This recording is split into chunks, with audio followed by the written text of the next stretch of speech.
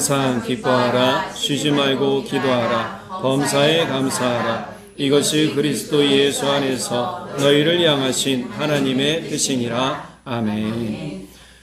주일 예배 함께 하시는 우리 성도님들, 또 방송으로 함께 하시는 성도님들 사랑하고 축복합니다.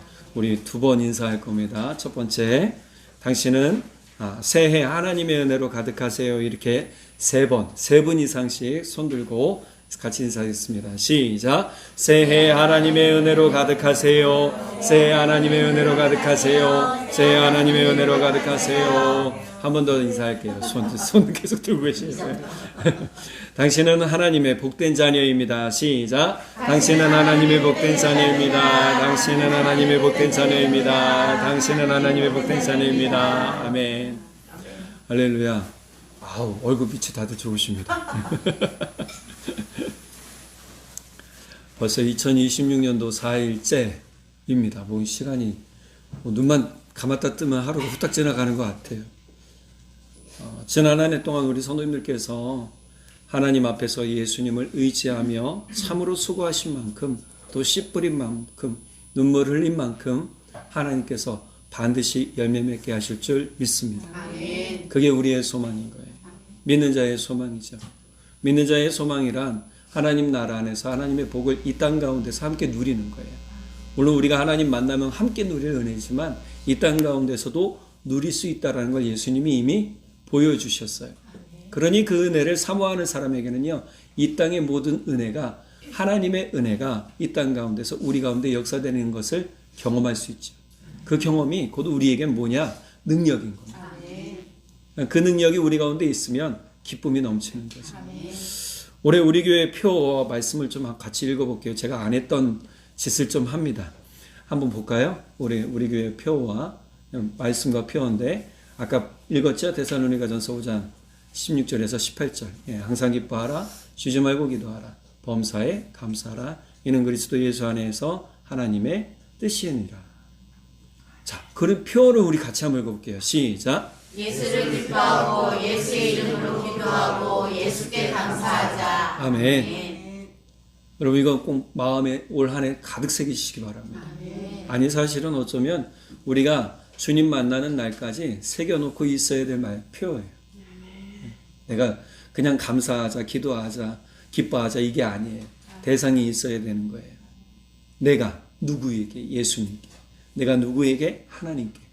하나님께 기뻐하고 하나님께 기도하고 하나님께 감사하는데 누구의 이름으로 하는가 중요한 거예요. 제가 어제 뉴스를 보다가 인터뷰를 잠깐 봤어요. 뉴스에 인터뷰 코너가 있더라고요. 거기에 나태주 시인이 나왔어요. 나태주 시인. 아주 짧은 시를 쓰시는 분인데 참 유명해요.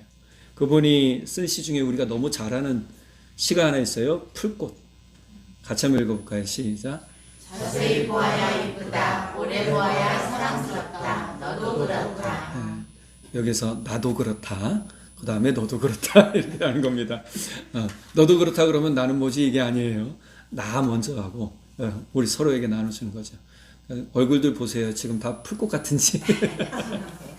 근데 제가 이게 나태주 시인의 시를 쭉 보다가 풀꽃 2편이 있더라고요. 이름을 알고 나면 이웃이 되고, 색깔을 알고 나면 친구가 되고, 모양까지 알고 나면 연인이 된다. 아, 이건 비밀. 이렇게 나와요. 여러분, 우리가 서로 달라요. 그런데 무지개가 조화를 누리고 무지개가 아름답다고 느끼는 건 뭐죠? 다양한 색들이 층층이 이루며 하나의 띠를 두르고 있기 때문이에요. 하나님께서는 우리 서로 다 다르게 만드셨어요. 성격도 다르고 모양도 다르고 목소리도 다르고 말투도 다르고 행동도 다르고 삶의 양식도 달라요. 그런데 서로 주님 안에서 가족되게 만들어주셨어요. 예수 그리스도를 믿음으로 말미암아 하나님의 자녀가 되어 하나님의 가족이 되게 해주셨어요. 할렐루야. 이게 얼마나 큰 기쁨이에요. 이게 얼마나 큰 복이에요. 이 복을 누릴 수 있는 사람들은요, 너무나 큰 복을 받은 겁니다. 네, 한번 따라 보십시다. 나는 예수 믿음으로 큰 복 받았다. 할렐루야. 내가 하나님의 자녀된 것이 큰 복인 거예요. 제가 예전에 말씀드렸죠. 유명한 큰 교회에 있다가 유명해지고 싶은 욕심이요. 이게 30대, 40대 그게 다래요. 근데 이게 꺾이는 시기가 와요. 사회에 있는 분들은 대부분 이때가 언제 때냐면 퇴직할 때 또는 명퇴할 때 그렇답니다. 근데 이것을 빨리 꺾고 다시 출발하면 또 기쁨을 누릴 수 있는데 과거의 그 영광만 바라보고 삶을 사는 사람들에겐 미래의 영광이 오질 않아요. 그래서 우리는 과거의 것은 과거로 지나가는 거예요. 자꾸 우리 습관은 그걸 해야 돼요. 그래서 나태주 시인이 진행자가 이렇게 물어봐요. 나태주 시인한테 초창기에 쓴 시에 대해서 어떤 생각을 갖고 있느냐라고 그러니까 나태주 시인이 이렇게 얘기를 합니다. 초창기에 내가 쓴 시를 그냥 인정해야 돼요. 그것이 뭐냐? 자기 자신을 용서하는 거예요. 과거의 나를 다 인정하고 용서하고 그냥 어쩔 수 없었다.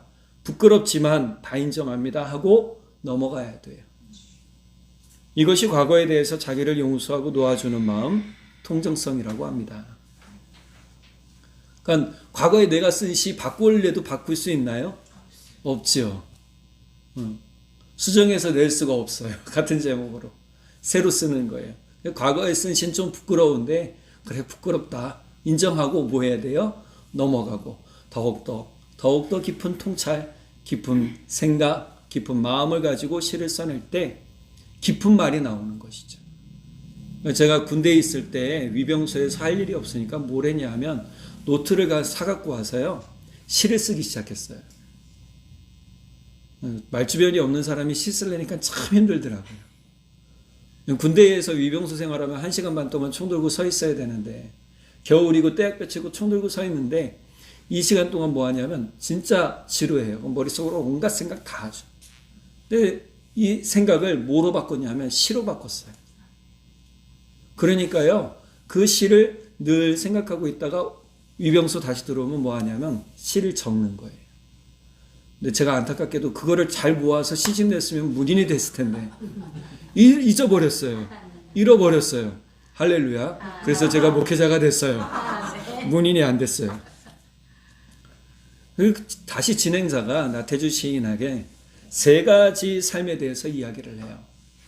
이미 진행자는 알고 있는데 그 3가지 삶이 뭐냐? 첫 번째, 사라지는 삶.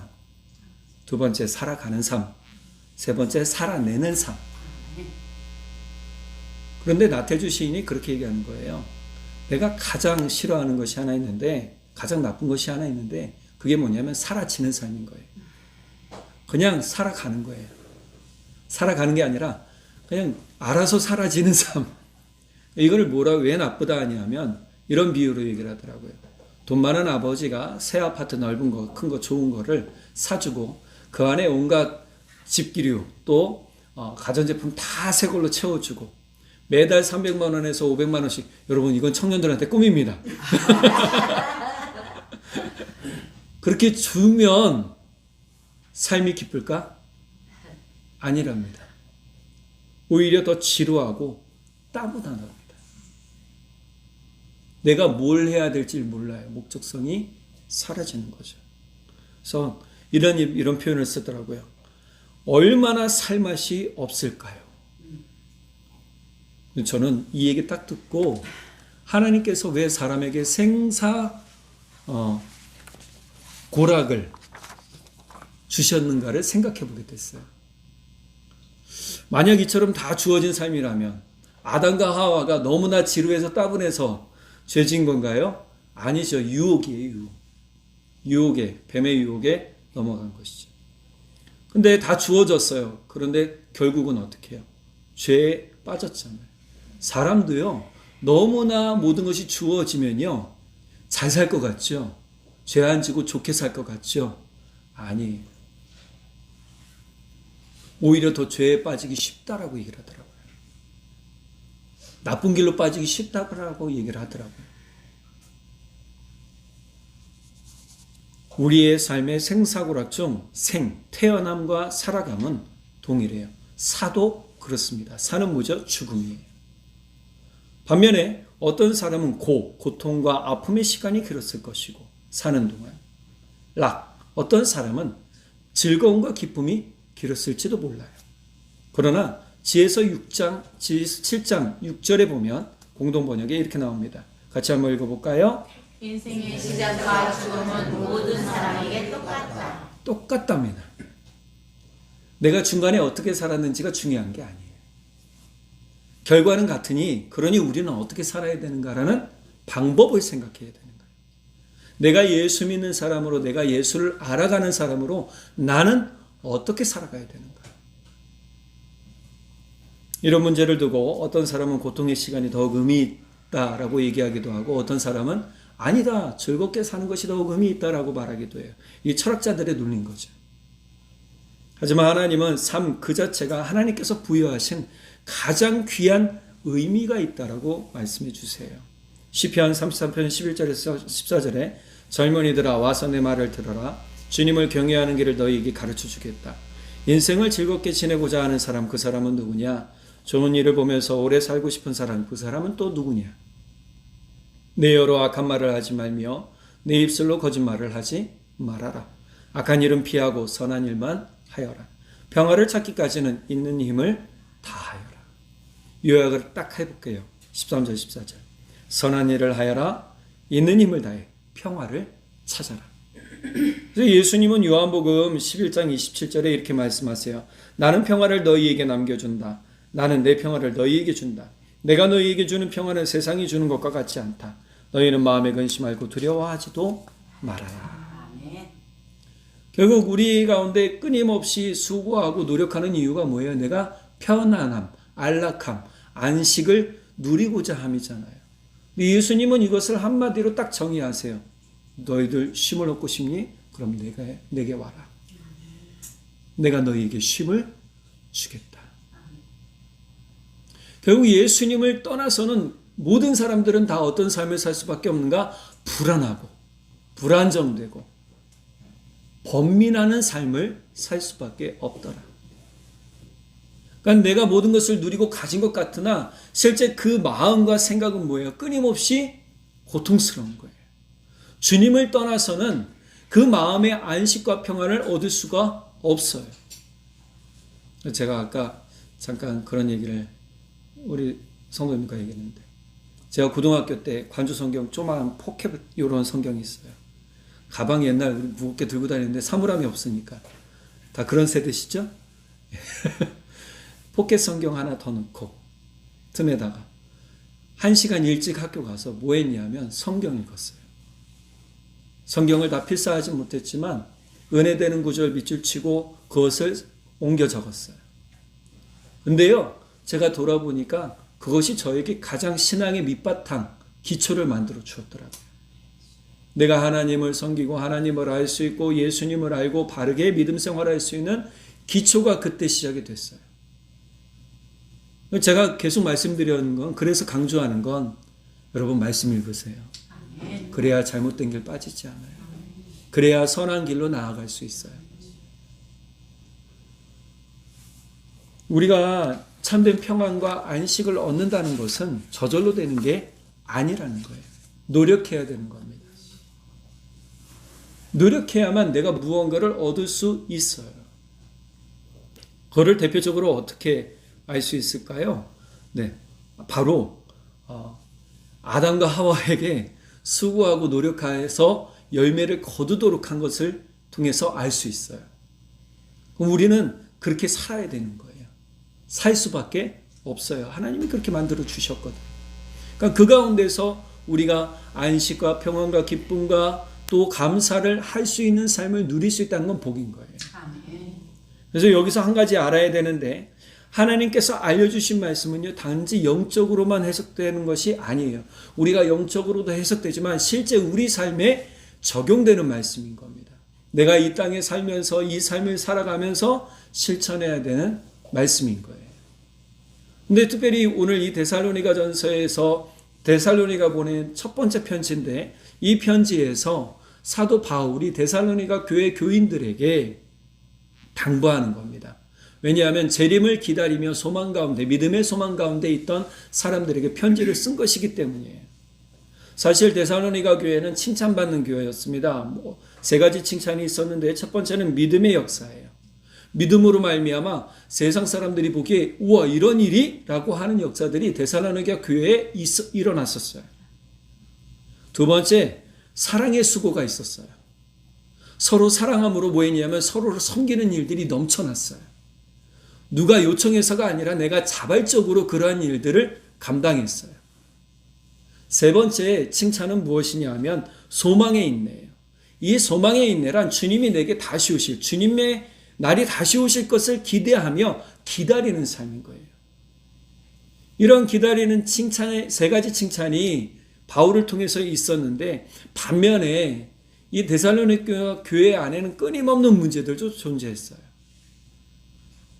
그러면 이 끊임없는 문제는 뒤에 이제 이야기하고, 그럼 오늘 우리가 먼저 실천해야 될 것이 있어요. 항상 기뻐하는 겁니다. 헬라어로는 판토테 카이레네 이렇게 얘기를 해요. 판토테라는 것은 항상, 카이레는 기뻐하라. 근데 이 판토테라고 썼던 것은요, 강조점이에요. 강조하기 위해 이 단어를 썼어요. 항상. NIV 성경에서는 always라고 번역을 해요. 항상, 언제나 기뻐해라. 근데 이것은 그냥 언제나 기뻐합니다라고 얘기하는 게 아니에요. 이 이야기는 굉장히 초월적인 거예요. 특별히 우리가 영적으로 기쁨을 가지라는 겁니다. 내가 영적으로 예수 그리스도를 믿음으로 말미암아 내게 구원을 주신 구원의 기쁨, 은혜의 기쁨, 하늘 소망의 기쁨, 또 생명의 기쁨을 내가 얻으라는 거예요. 그렇게 찾아가야 돼요. 저절로 주어지지 않아요. 내가 예수 믿음으로 주어졌지만 이건 어떻게 해요? 빼앗길 수 있어요. 여러분 이건 굉장히 중요합니다. 왜냐하면 빼앗길 수 있다는 사실은 사단이 우리 주변에 있으면서 끊임없이 뭐예요? 우리의 기쁨을 빼앗으려고 한다는 거예요.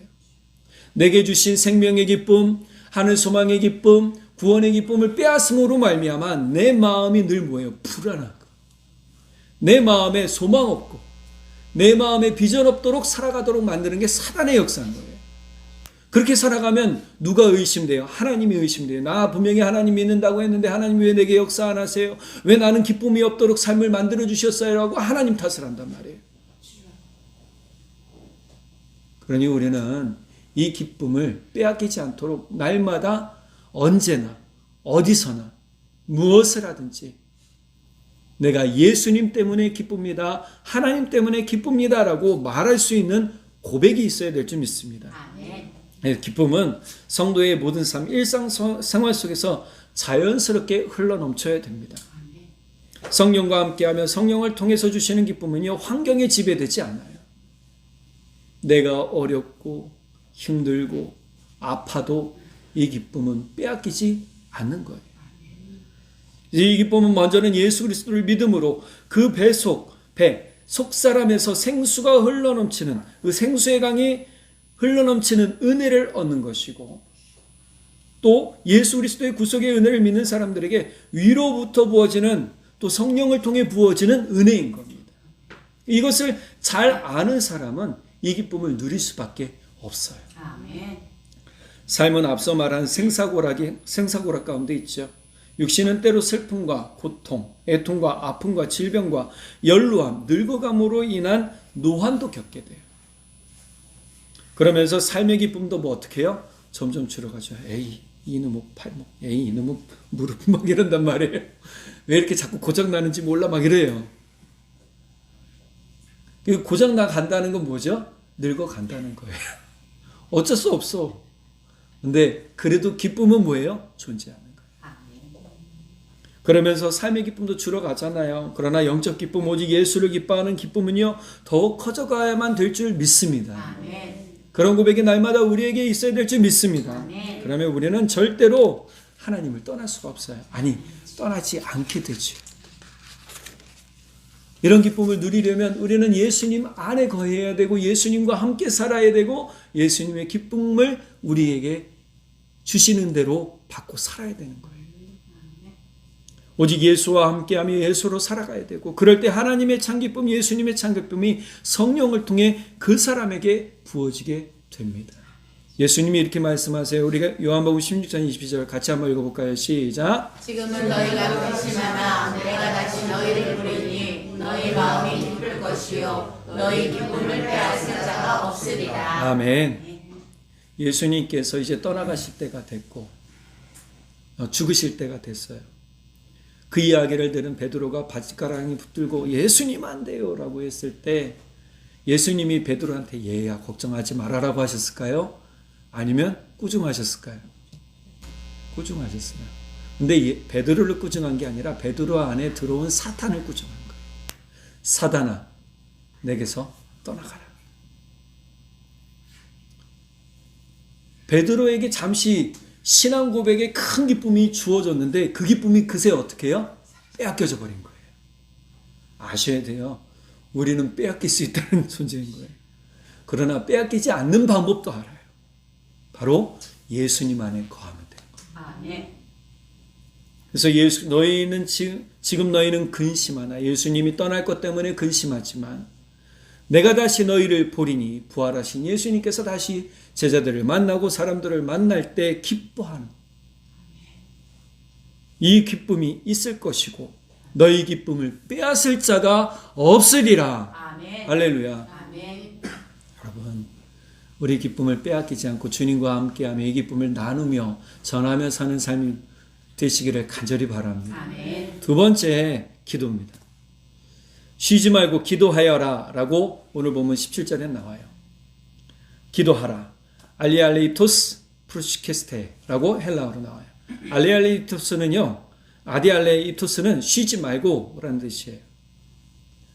쉬지 말고. 근데 이 쉬지 말고라는 것은요. 밑바닥까지 이르도록 멈추지 않는. 내 모든 게 소진되는 그 시점까지라도 멈추지 않는. 어떤 경우에나 중단함 없이 계속하여 이 뜻을 가지고 있어요. 이것은 심연이라는 단어와 헬라어 단어와 연관이 있어요. 심연은 뭐죠? 밑바닥 깊은 곳이에요.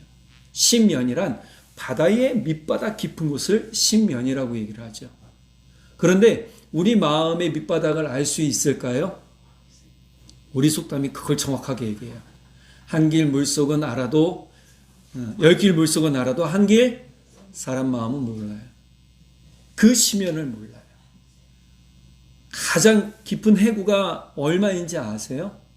전 몰라요. 하여튼 10km가 넘는다는 것만 알아요. 어마어마하게 깊더라고요. 저는 이 말씀을 딱 보면서 밑바닥까지 이르도록이라는 표현이 저에게 확 다가왔어요. 쉬지 말고가 왜 밑바닥까지지? 라고 생각이 들었는데 밑바닥까지라는 것은요. 우리의 모든 것을 낱낱이 드러내는 그 순간이에요. 우리의 나의 것 그대로 드러나는 그 순간이에요. 여러분 우리의 본질 우리의 나의 것이 그대로 드러나게 되면 대부분의 사람들은 무엇을 먼저 느끼는 줄 아세요? 부끄러움과 수치를 느껴요. 그런데 그럴 때 우리는 어떻게 해야 되는가? 바로 주님 앞에 나아가야 되는 겁니다. 주님 앞에 나아가 기도해야 될 줄 믿습니다. 아멘. 그렇게 기도할 때 우리의 수치가 덮어지고 할렐루야. 아멘. 우리의 부끄러움이 바뀌어 은혜가 되고 아멘. 우리에게 기쁨의 옷을 입혀주실 줄 믿습니다. 아멘. 찬양의 옷을 입혀주실 줄 믿습니다. 아멘. 결국 내 안에 나의 것, 이 밑바닥까지 이르도록이라는 이 표현 자체는요. 우리의 삶의 부끄러움이 드러나고 우리의 수치가 드러나는 그 시점에 주님을 떠나는 것이 아니라 그렇기 때문에 주님을 찾을 수밖에 없는 심령이라는 것을 아주 적나라하게 이야기해 주고 있다는 거예요. 그러니까 이 표현은 그래서 우리는 다른 일 제쳐놓고 많은 시간을 내어 기도하라는 의미가 아니에요. 그것보다는 도무지 기뻐할 수도 없고 용서할 수도 없는 진짜 내 심령이 완전히 우리 추락했다는 표현, 추락한 것 같은 상황, 내가 진짜 밑바닥으로 떨어졌다라고 하는 그때 그 상황에서도 기도를 멈춰서는 안 된다는 겁니다. 그럼 무엇을 기도하는가? 기도하는 사람의 필요를 채우기 위한 기도가 아닌 예배하는 마음으로 하나님의 뜻에 초점을 맞춰 기도하는 것을 말합니다. 즉 사람의 극한 상황 가운데 있더라도 자신의 필요를 채우는 기도가 아닌 하나님의 뜻이 이루어지기를 바라는 하나님 중심의 기도를 드려야 됩니다. 예수님이 이것을 아주 분명하게 말씀하셨어요. 마태복음 6장 6절에서 10절. 좀 말씀이 긴데 우리 같이 한번 읽어보겠습니다. 시작. 그러나 너는 누가의 집에 돌방에 들어가 war을 닫고 보이지 않는 데에 계시는 내 아버지께 기도하여라. 그러면 은밀히 보시는 내 아버지께서 갚아주실 것이다. 너희는 기도할 때 이방인들처럼 쓸데없는 말을 되풀이하지 말아라. 그들은 말을 하는 내가 하나님이 들어줄 것으로 생각한다. 너희는 그들을 공하지 말아라. 너희 아버지께서는 너희가 구하기 전에 너희에게 필요한 것이 무엇인지 다 알고 계신다. 그러므로 너희는 이렇게 기도하여라. 하늘에 계신 우리 아버지, 아버지의 이름이 거룩히 여김을 받게 하시고 아버지의 나라가 속히 오게 하소서. 아버지의 뜻이 하늘에서 이루어진 것 같이 땅에서도 이루어지게 하소서. 아멘. 분명하게 이야기하는 게 있어요. 우리의 기도는 우리의 필요를 먼저 구하는 게 아니에요. 7절 8절에 뭐라고 그럽니까? 너희는 기도할 때 이방인들처럼 쓸데없는 말을 되풀이하지 말아라. 너희는 그들을 본받지 말아라. 우리는 오래 기도해야 된다는 얘기를 참 많이 들었어요. 또 그렇게 가르침 받았어요.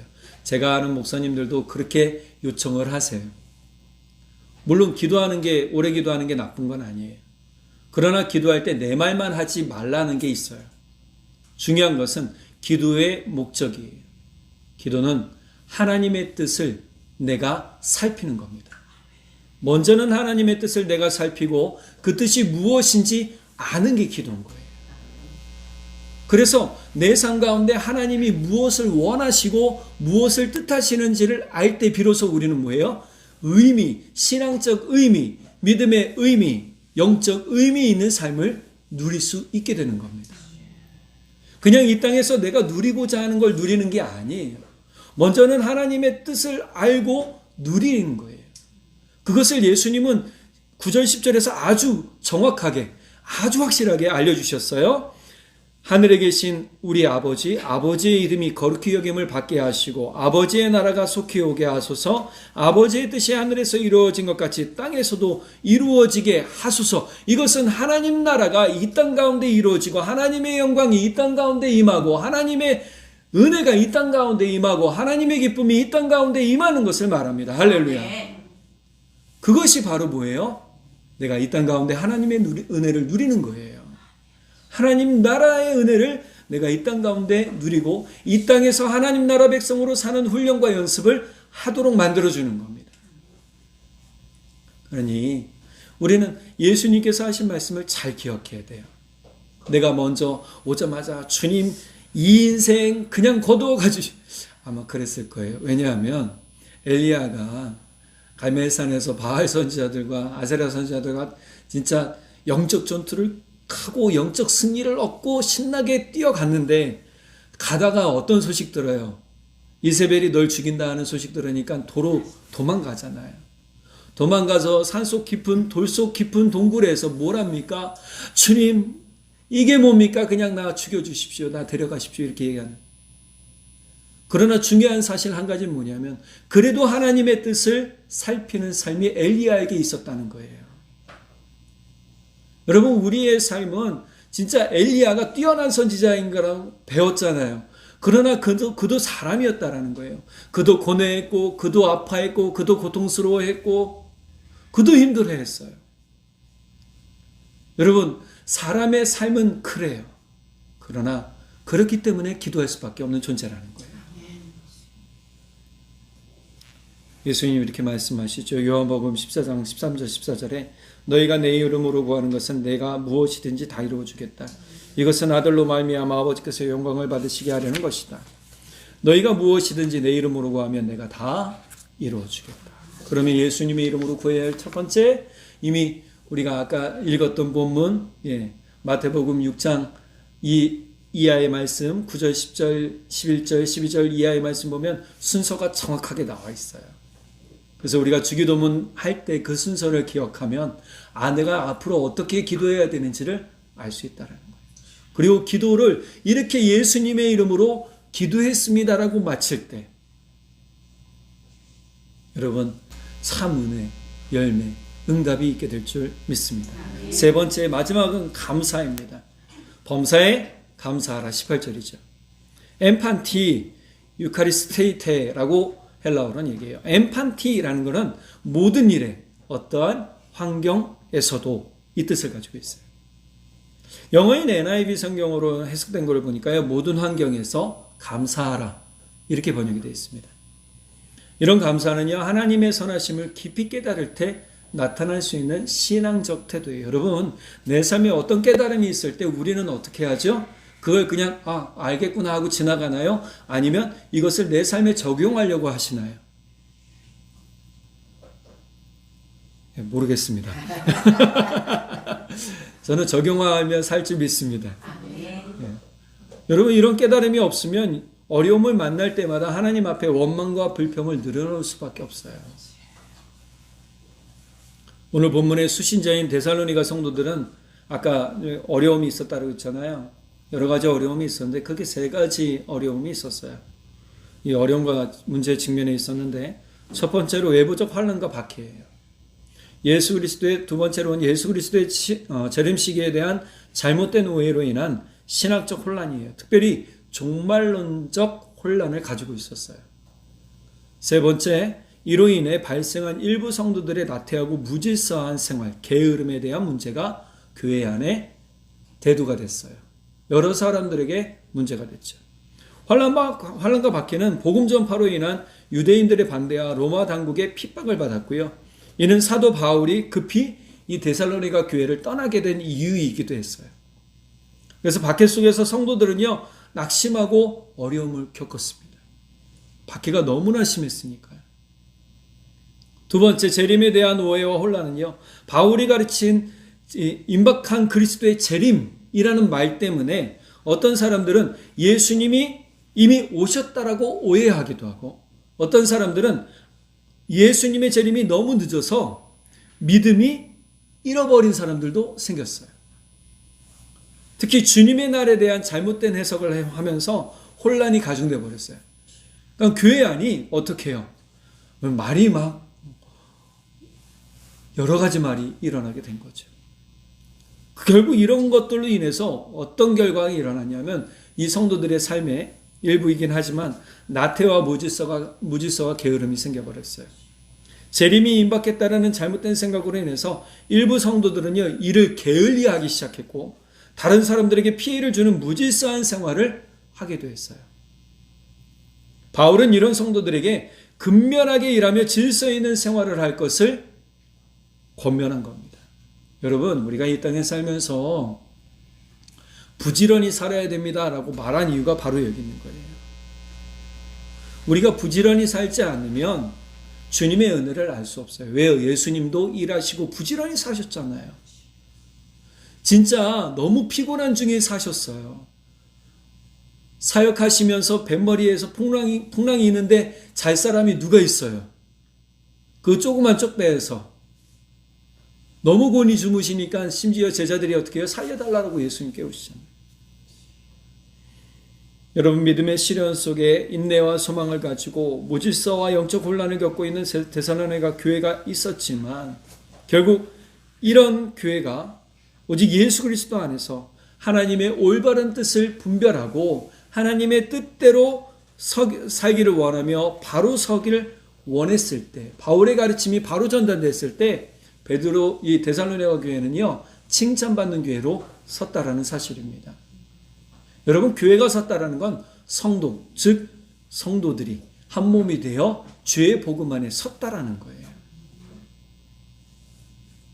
그래서 오늘 본문이 기쁨, 기도, 감사가 필요한 겁니다. 내 삶에 기쁨이 필요하고 기도가 필요하고 감사가 필요한 이유는 하나님께서 이것을 우리에게 요청하신다는 거예요.